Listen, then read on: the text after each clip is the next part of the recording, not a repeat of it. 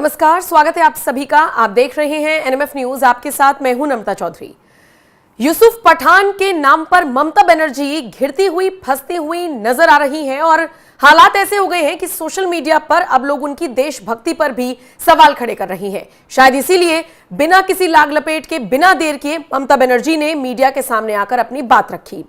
क्या है ये पूरी खबर, विस्तार से इसको समझिए। दरअसल आप जानते ही हैं कि ऑपरेशन सिंदूर की सफलता को देखते हुए और पाकिस्तान का जो आतंकवाद का रवैया रहा है उससे उसको बेनकाब करते हुए भारत सरकार ने एक फैसला लिया है कि देश का एक डेलीगेशन दुनिया के बाकी देशों में जाएगा और वहां जाकर ऑपरेशन सिंदूर की सफलता का बखान तो करेगा ही, साथ ही साथ भारत ने आतंकवाद की कमर कैसे तोड़ी है, पाकिस्तान किस तरीके से आतंकवादी गतिविधियां करता है, उसको भी बेनकाब करेगा।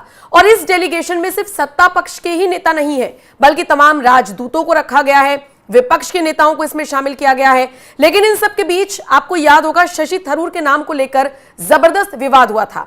वो विवाद अभी थमा भी नहीं था कि लीजिए यूसुफ पठान के नाम पर भी अब एक नई कंट्रोवर्सी शुरू हो गई है। दरअसल ये ऑल पार्टी डेलीगेशन आप इसे कह सकते हैं। इसमें सारे दलों के नेताओं में से जो चुने गए हैं उन नेताओं को दुनिया के बाकी देशों में भेजा जाएगा।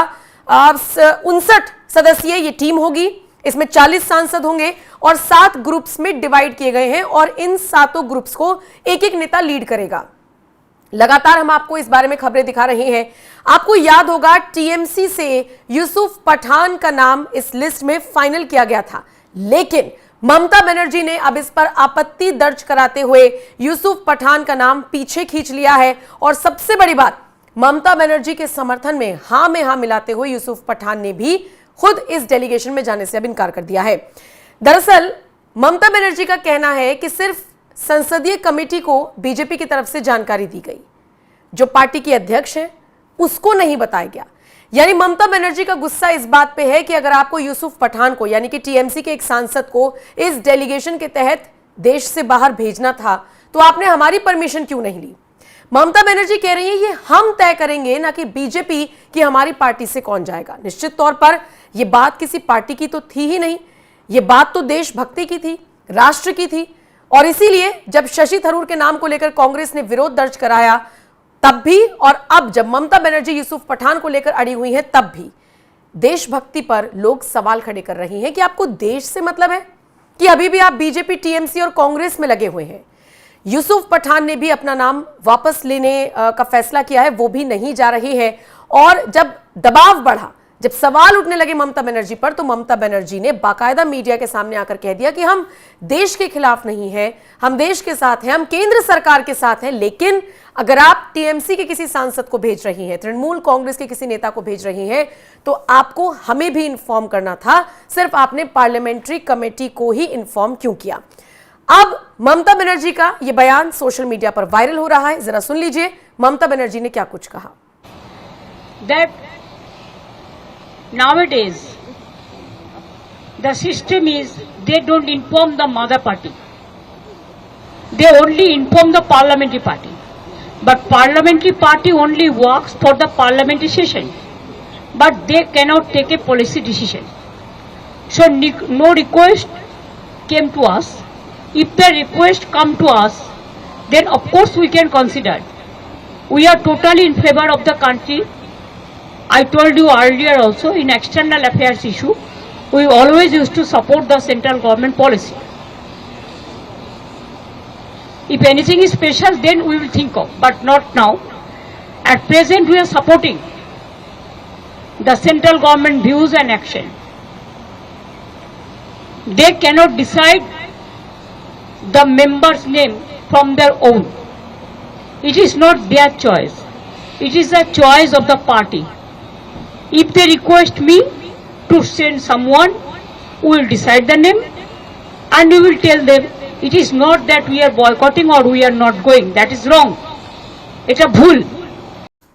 तो हमारी पार्टी से कौन जाएगा ये हम डिसाइड करेंगे, ये बीजेपी डिसाइड नहीं करेगी, ये कहना है ममता बनर्जी का, जो कि पश्चिम बंगाल की मुख्यमंत्री हैं। और ममता बनर्जी के साथ साथ उनके जो भतीजे हैं और टीएमसी में एक ओहदा रखते हैं अभिषेक बनर्जी भी इसी बात को दोहराते हुए नजर आए हैं। निश्चित तौर पर यूसुफ पठान पर ममता बनर्जी हो या उनके भतीजे हो या फिर पूरी तृणमूल कांग्रेस फंसती हुई नजर आ रही है, क्योंकि हाल ही में टीएमसी के महासचिव अभिषेक बनर्जी ने भी कह दिया था कि उनकी पार्टी ने इस ऑल पार्टी डेलीगेशन का कोई बॉयकॉट नहीं किया है।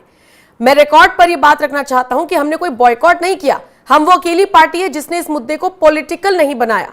जहां देश की बात आती है, अगर कोई राजनीति कर रहा है तो हम उसकी निंदा करते हैं।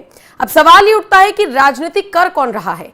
एक डेलीगेशन सरकार की तरफ से भेजा जा रहा है, उसमें मौका दिया गया है तमाम पार्टी के नेताओं को अपना पक्ष रखने का और भारत का पक्ष रखने का, दुनिया के बाकी देशों में जाकर बताने का कि कैसे आतंकवाद पर हमने चोट मारी है। लेकिन फिर भी देखिए राजनीति हो रही है और विडंबना यह है कि राजनीति करने वाले ही कह रहे हैं कि हमें राजनीति नहीं चाहिए। ये तो यूसुफ पठान को लेकर कंट्रोवर्सी रही। आपको याद होगा शशि थरूर का जब नाम सामने आया, कांग्रेस ने जमकर इसकी अवहेलना की या कह लीजिए अपमान किया और इसको लेकर आपत्ति दर्ज कराई। जयराम रमेश के बयान हम सुन रहे हैं, वो लगातार कह रहे हैं कि भाई कांग्रेस का और कांग्रेस में होने का फर्क है, या शशि थरूर जो कहते हैं वो उनके अपने बयान है, पार्टी के नहीं। क्यों नहीं है पार्टी के बयान? वो तो कांग्रेस पार्टी के बड़े नेता हैं। अब से पहले तक अगर वो जो कुछ भी कहते थे वो कांग्रेस का बयान होता था, लेकिन अब जब से वो मोदी की बात कर रहे हैं, वो देश को इंटरनेशनल मीडिया में डिफेंड कर रहे हैं, वो ऑल पार्टी डेलीगेशन में जा रहे हैं, जब केंद्र सरकार ने उनका नाम सजेशन में लिया है, वो तब जा रहे हैं जब कांग्रेस पार्टी उनसे नाराज है, वो तब जा रहे हैं जब कांग्रेस पार्टी नहीं चाहती कि वो जाए। वो यूसुफ पठान की तरह नहीं निकले कि पीछे हट गए पार्टी को खुश करने के लिए, पार्टी के अध्यक्ष को खुश करने के लिए। शशि थरूर ने इस कदम को ऑप्ट किया है, उन्होंने जाना ही प्रेफर किया है। आपको बताते चले कांग्रेस की तरफ से 4 नाम दिए गए थे, लेकिन उसमें शशि थरूर का नाम नहीं था और कांग्रेस को यही आपत्ति है कि जो नाम हमने दिया ही नहीं उसे आप कैसे चुन सकते हैं, आप तो राजनीति कर रही हैं। दूसरी तरफ बीजेपी की तरफ से निश्चित तौर पर यह बात प्रमुखता से फैलाई जा रही है कि यह देश की बात है, इसमें राजनीति करने का सवाल कहीं से कहीं तक पैदा नहीं होता। शशि थरूर चूंकि बहुत अनुभवी हैं, उनके कम्युनिकेशन स्किल्स बहुत अच्छे हैं, यूएन में कहा जाता है कि उनको अनुभव है और वहां जाकर वो अपनी बात रख सकते हैं, इंटरनेशनल मुद्दों पर वो अपनी बात रख सकते हैं। उनके जैसा कि मैंने कहा कम्युनिकेशन स्किल्स अच्छे हैं तो दुनिया के बाकी देशों से वो कम्युनिकेट कर सकते हैं। ऐसे में कांग्रेस की तरफ से शशि थरूर से बेहतर नाम और कौन हो सकता था, ये न कांग्रेस के पास जवाब है न किसी और के पास जो भी विरोध कर रहा है। और नाम भी ऐसे ऐसे भेजे गए हैं जिनको देखकर साफ पता चल रहा था कि मनपसंद वाला खेल चल रहा था कि तुम उसके करीबी हो तो चलो तुम्हारा नाम आगे कर देते हैं। शशि थरूर का नाम कांग्रेस की तरफ से जब आगे नहीं किया गया तो केंद्र ने उन्हें खुद ही ऑप्ट कर लिया और अब वो ऑल पार्टी डेलीगेशन में हिस्सा बनकर जा रहे हैं और इसी के साथ वो एक ग्रुप को लीड भी करेंगे। बहरहाल शशि थरूर हो या यूसुफ पठान, इनकी पार्टियों ने बखेड़ा खड़ा करने की कोशिश की, लेकिन दिलचस्प बात यह है कि दुनिया, देश, जनता सब समझ रहे हैं कि जब देश की बात आ रही है तो कौन आगे बढ़ रहा है और कौन राजनीति कर रहा है। फिलहाल ममता बनर्जी से जुड़ी इस खबर को लेकर अब आप क्या राय रखते हैं, कमेंट करके अपनी राय जरूर दें।